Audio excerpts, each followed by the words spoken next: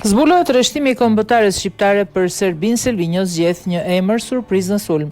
Kuqezin duan të ruajnë vendin e dytë në grup dhe një rezultat pozitiv do të afronte më shumë ekipin e drejtuar nga Silvinjo me sigurimin e play-offit të turneut. Trajneri ka zgjedhur dhe ka bërë zgjedhjet e tij në këtë sfidë duke i dhënë fund dilemave për repartin avancuar ku Treshja do të ketë si detyrë kryesore të rrezikoj portën kundërshtare, do të bëhet nga Broja dhe Uzuni, nga krahët me Manajn në qendër.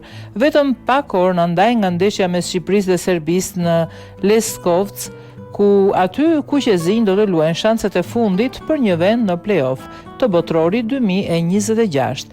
Silvinjo i ka besuar rreshtimin e tij bazë 4-3-3 në port do të jetë Strakosha, mbrojtja do të përbëhet nga Hysaj, Ajeti, Gjimshiti dhe Mitaj.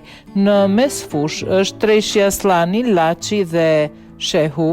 Ndryshimi vetëm vjen nga krau i majt i sulmit, aty ku nuk do të jetë as Bajrami dhe as Hoxha, por Myrto Uzuni, ndërsa krau i djathtë është i besuar Brojës. Në majën e sulmit do të jetë sërish Manaj.